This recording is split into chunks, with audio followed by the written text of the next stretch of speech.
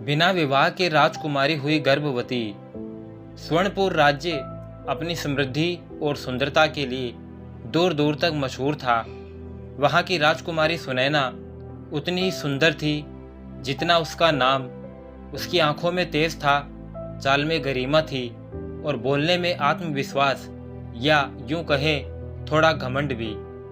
सुनैना बचपन से ही हर काम में सबसे आगे रहती थी। उसने युद्ध कला सीखी, वेद पढ़े, राजकाज समझा और हर प्रतियोगिता में विजय रही। धीरे धीरे उसे लगने लगा कि वह केवल सुंदर ही नहीं बल्कि अपराजेय भी है।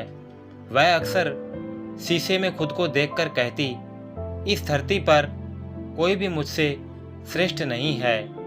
राजा और रानी उससे बहुत प्रेम करते थे, लेकिन वे उसके भीतर पल रहे घमंड को लेकर थोड़े चिंतित भी रहते थे।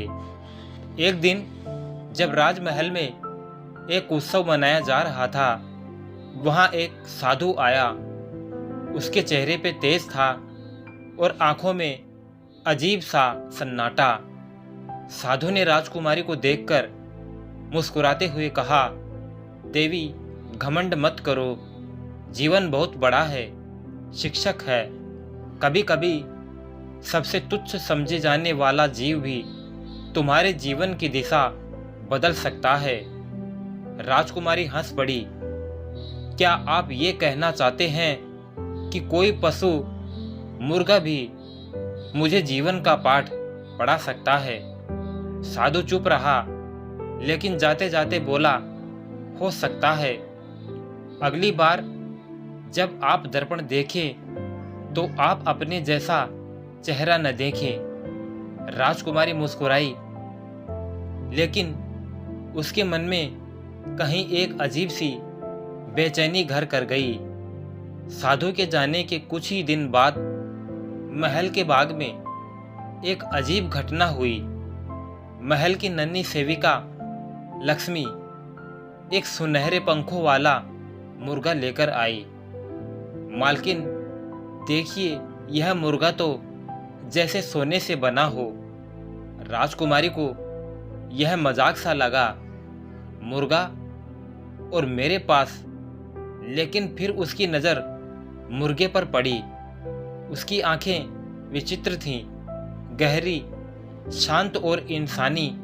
उसने कहा, इसे पिंजरे में बंद कर दो और ध्यान रखना कि इसे कोई तकलीफ न हो। लेकिन पिंजरे में भी वह मुर्गा कुछ अलग ही बर्ताव कर रहा था। वो रात को जागता, आंखें बंद करके जैसे ध्यान करता। राजकुमारी कभी कभी उसे देखती और हैरान होती। वो सपना उसी रात शुरू हुआ। राजकुमारी ने देखा कि वह किसी अजीब सी जगह पर है, जहां न समय था न आकाश। एक प्रकाशमय आकृति उसके सामने खड़ी थी। कौन हो तुम? उसने पूछा। मैं वही हूं जिसे तुमने पिंजरे में कैद किया है, वह आवाज आई। तुम्हारा घमंड तुम्हारे लिए दीवार बन गया है, लेकिन ज्ञान का द्वार भीतर से खुलता है। हर रात ऐसा सपना आता और हर रात वह आकृति उसे कोई नया विचार, कोई नया सवाल देती। कभी सोचा है कि ज्ञान कहाँ से आता है? कभी सोचा है कि सबसे तुच्छ जीव भी क्यों जिंदा है? सुनैना के भीतर बदलाव शुरू हो गया। अब वह पहले जैसी नहीं रही। वो अब सेवकों से नम्रता से बात करती, भूखे को खुद खाना देती और राजसभा में चुपचाप सुनती।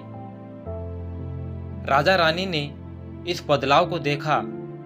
एक दिन रानी ने पूछा, बिटिया, क्या कोई बात है? राजकुमारी ने बस मुस्कुराकर कहा, शायद मैं खुद को समझ रही हूँ पहली बार। कुछ ही समय बाद राजमहल में एक खबर फैली, राजकुमारी गर्भवती है। पूरे राज्य में हलचल मच गई कि बिना विवाह के, बिना किसी संबंध के कैसे? राजा ने उसे बुलाकर पूछा, सुनैना, यह कैसा अनर्थ है।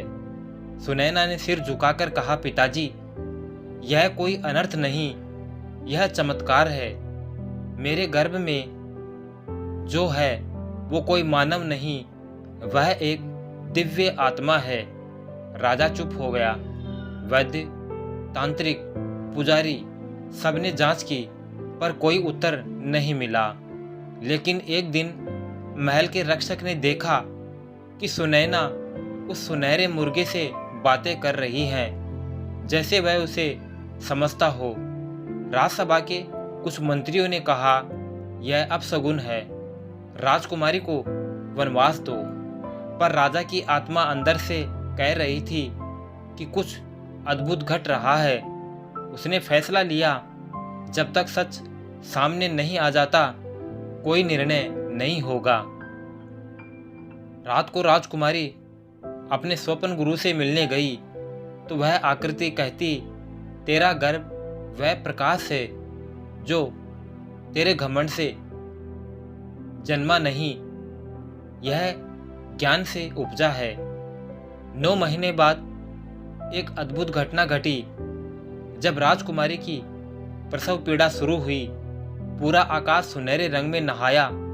बिजली चमकी नहीं बल्कि मधुर संगीत की तरह बजी। उसने एक प्रकाश में बालक को जन्म दिया। उसके माथे पर सूरज का निशान था और उसकी आंखों में शांति थी। उसी समय वह साधु फिर प्रकट हुआ। यह वही आत्मा है जो ज्ञान देने आई थी। इसे तुमने अपने अहंकार त्याग से जन्म दिया है। सभी चकित थे। तभी वह सुनहरा मुर्गा अपने आप पिंजरे से बाहर आया, साधु की ओर चला और अचानक गायब हो गया। राजकुमारी अब रानी बन चुकी थी। उसका पुत्र, जिसका नाम प्रकाश रखा गया, बड़ा होते ही लोगों को प्रेम, सेवा और विनम्रता का पाठ पढ़ाने लगा। उसने कहा, मुझे किसी मनुष्य ने जन्म नहीं दिया, मुझे एक स्त्री के बदलते हृदय ने जन्म दिया है। वह राजा नहीं बना, गुरु बना। लोग अब तक कहते हैं कि अगर तुम्हारा दिल सच्चा हो तो ब्रह्म तुम्हारे भीतर प्रवेश कर सकता है, चाहे वो एक मुर्गे के रूप में ही क्यों न आए। घमंड मिटता है तो ज्ञान जन्म लेता है, ज्ञान जन्म लेता है तो जीवन बदल जाता है, और जीवन बदलता है तो पूरी दुनिया रोशनी से भर जाती है। तो दोस्तों, अगर वीडियो अच्छा लगा तो एक लाइक और शेयर करें। वीडियो को अंत तक देखने के लिए आपका बहुत बहुत धन्यवाद। जय श्री श्याम।